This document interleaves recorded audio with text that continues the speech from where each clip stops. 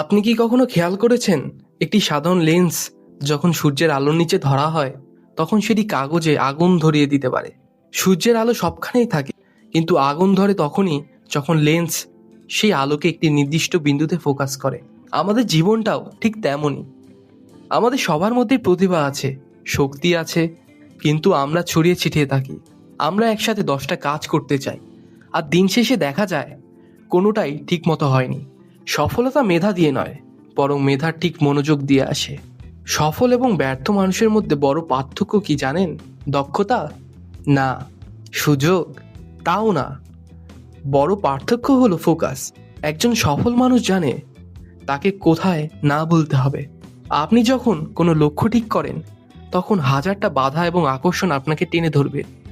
Social media, আড্ডা বা অলসতা, এগুলো আপনার মনোযোগ চুরি করে নেয়। কিন্তু আপনি যখন আপনার পুরো শক্তি একটিমাত্র লক্ষ্য নিবদ্ধ করবেন, তখন আপনার অবচেতন মন সেই লক্ষ্য অর্জনের উপায় খুঁজতে শুরু করে। এটাই ফোকাসের জাদু। এখন প্রশ্ন হলো, এই ফোকাস আমরা বাড়াবো কিভাবে? সহজ 3টি ধাপ মনে রাখুন। 1.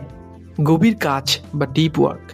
দিনের একটি নির্দিষ্ট সময় ঠিক করুন যখন আপনি ফোন বা ইন্টারনেট থেকে দূরে থাকবেন। মাত্র 1 ঘন্টা পূর্ণ মনোযোগ দিয়ে কাজ করা সারাদিন অন্য মনস্ক হয়ে কাজ করার চেয়ে অনেক বেশি কার্যকর। হিমালয় জয় করতে হলে এক লাফে উপরে ওঠা যায় না, এক পা করে এগোতে হয়। আপনার বড় একটি কাজ ছোট অংশ ভাগ করুন। প্রতিদিন মাত্র 10 মিনিট শান্ত হয়ে বসুন, নিজের শ্বাস প্রশ্বাসের উপর মনোযোগ দিন। এটি আপনার মস্তিষ্ককে একটি নির্দিষ্ট বিষয় স্থির থাকতে শেখাবে। মনে রাখবেন, ফোকাস মানে শুধু কাজে মন দেওয়া নয়, ফোকাস মানে অপ্রয়োজনীয় জিনিসকে বর্জন করা। আপনার লক্ষ্য যদি হয় আকাশ ছোঁয়া, তবু মাটির ধুলোবালির দিকে তাকিয়ে সময় নষ্ট করলেও চলবে না। চারপাশের মানুষ কি বলছে, কে আপনাকে নিয়ে হাসাহাসি করছে, এগুলো একপাশে সরিয়ে রাখুন। ঘোড়ার চোখের 2 পাশে যেমন ঠুলি থাকে যাতে সে সামনের দিকে তাকায়, আপনার জীবনেও তেমন একমুখী লক্ষ্য প্রয়োজন। আজ থেকেই শুরু করুন। আপনার হাতের কাজটি হোক আপনার পৃথিবী। আপনি যদি আপনার বর্তমানকে পূর্ণ মনোযোগ দিতে পারেন, তবে ভবিষ্যৎ আপনার কাছে ধরা দেবেই।